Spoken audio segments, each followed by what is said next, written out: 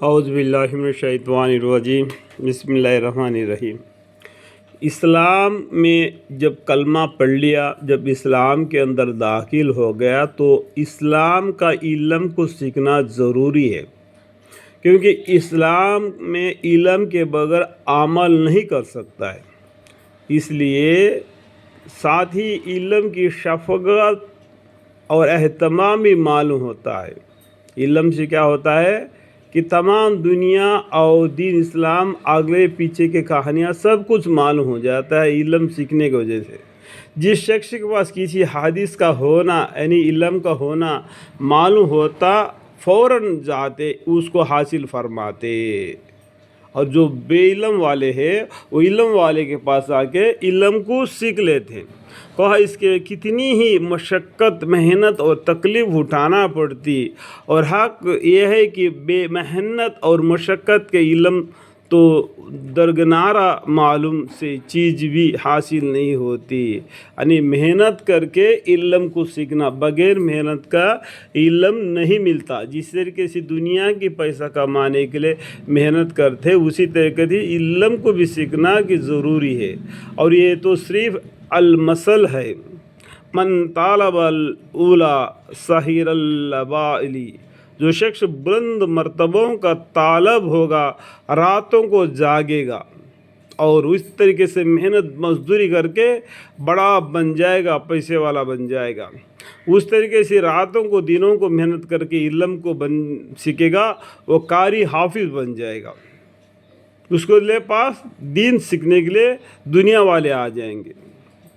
حارث بن عزید رضیاتن بن عشروی رضیاتن کا رضیاتن مغیرہ رضیاتن، چاروں حضرات عشاء کے نماز کے بعد علمی بحث شروع کرتے۔ یہ چاروں حضرات عشاء کے نماز کے بعد علم کے باتیں ایک دوسرے سے پوچھ لیتے، بحث کر لیتے کہ یہ کیسا ہے وہ کیسا ہے۔ جس صبح کی اذان تک ایک بھی جدا نہ ہوتا۔ الحمدللہ۔ لیث بن سعد رضی اللہ کہتے ہیں کہ امام جوہری رحمۃ اللہ علیہ عشاء کے بعد باوضو بیٹھ کر حدیث کا سلسلہ شروع فرماتے تو صبح کر دیتے۔ دیکھو، کتابیں پڑھتے رہتے ہیں، کتابیں پڑھتے رہتے، علم کو سیکھتے رہتے ہیں۔ بزرگان دین نے دین اسلام کو کس طریقے سے بلند مرتبہ تک پہنچا دیا وہ یاد کر لیتے، تاکہ ان کے پاس آ کے جو بغیر محنت کے حدیث سیکھ کے چلے جاتے، یہ راتوں رات جاگ کر اور علم کو حاصل کرتے۔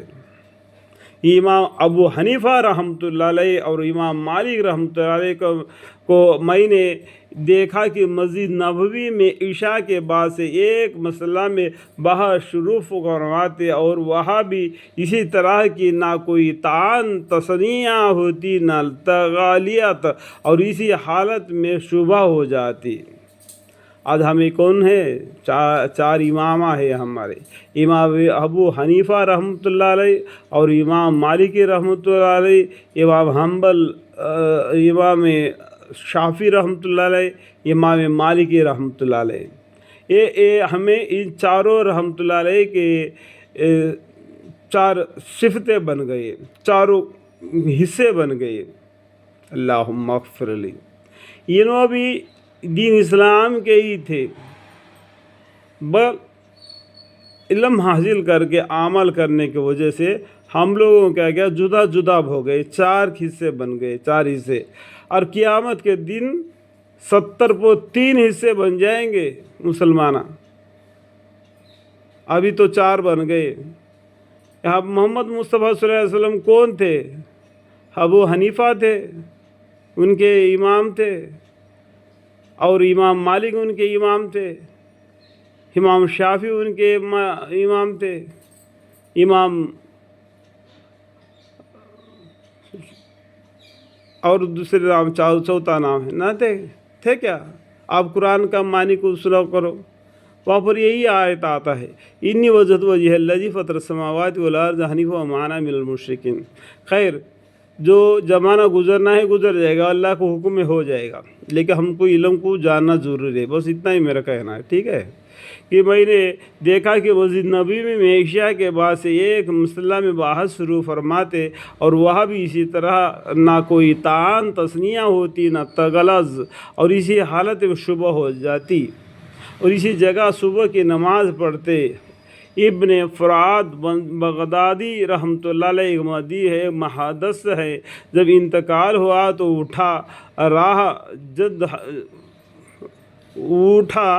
رہا صندوق کتابوں کے چھوٹے، جن میں سے اکثر خود اپنے قلم کے لکھی ہوئی تھی، اور کمال یہ ہے کہ محدثین کے نزدیک صحت نقل اور عمد غیبت کے اعتبار سے ان کا لکھا ہوا حجت بھی ہے۔ ابن جوزی رحمۃ اللہ مشہور محدث ہے، 3 سال کی عمر میں باپ نے مفارقت کی یتیم کی حالت میں پرورش پائی، لیکن محنت کی حالت یہ تھی کہ جمعہ کی نماز کے علاوہ گھر سے دور نہیں جاتے تھے۔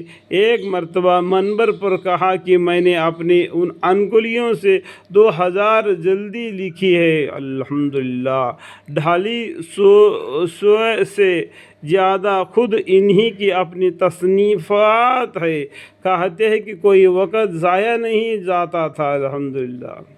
4 چیزیں روزانہ لکھ کا معمولی تھا۔ درس کا یہ عالم تھا کہ مجلس میں بعض مرتبہ 1 لاکھ سے زیادہ شاگردوں کا اندازہ کیا گیا۔ عمرا، وزراء، سلاطین تک کا مجلس درس میں حاضر ہوتے تھے۔ ابن جوزی رحمۃ اللہ علیہ خود کہتے ہیں کہ 1 لاکھ آدمی مجھ سے بیعت ہوئے اور 20,000 میرے ہاتھ پر مسلمان ہوئے ہیں، الحمدللہ۔ اس سب کے باوجود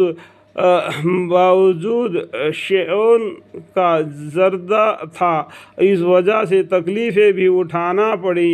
حدیث لکھنے کے وقت میں کلمہ کو ترجمہ کرتے رہتے تھے۔ مرتے وقت وصیت کی تھی کہ میرے نہانے کا پانی اسی گرم کیا جائے۔ کہتے ہیں کہ صرف غسل میت کے پانی گرم کرنے ہی کے لیے کافی نہ تھا، بلکہ گرم کرنے کے بعد بیس بھی گیا تھا، یحییٰ بچ بھی گیا تھا۔ یحییٰ بن معین رحمۃ اللہ علیہ حدیث کے مشہور استاد ہے۔ کہتے ہیں کہ میں نے اپنے ان ہاتھوں سے 10 لاکھ حدیثیں لکھی ہے، الحمدللہ۔ ابن جریر رحمۃ اللہ علیہ طبری مشہور معروف فقیہ ہے، صحابہ اور تابعین کے احوال کے ماہر، 40 سال تک ہمیشہ 40 ورق روزانہ لکھنے کا معمول تھا، الحمدللہ۔ ان کے انتقال پر شاگردوں نے روزانہ کی لکھائی کا حساب لگایا تو بلوغ کے بعد سے مرنے تک 14 ورق روزانہ کا اور اوسط نکلا، الحمدللہ۔ ان کی تاریخ مشہور ہے۔ دیکھو بزرگان دین نے دین اسلام کو سیکھنے کے لیے کتنا محنت کیا۔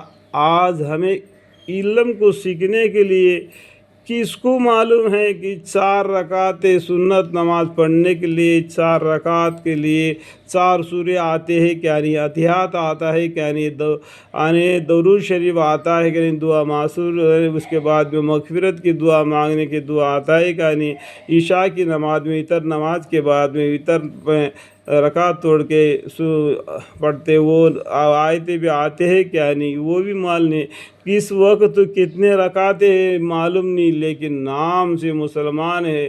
دیکھو جمعے کے دن ایسا آ جاتا ہے کہ بھائی باپ رے، یہ تو قرآن میں لکھا ہے، تو لکڑیاں ہے دیوار کو لگائے ہوئے کھڑے ہوئے، ان کی مثال دیتے ہیں قرآن میں، یہ لکڑیاں ہے دیوار کو لگائے کھڑے ہوئے، معلوم ہوتا ہے ان میں دل میں کچھ نہیں ہوتا، صرف کپڑے سے دکھائی دیتا ہے کہ بہت گنسا پن۔ اللہ معاف فرمائے، اللہ معاف فرمائے۔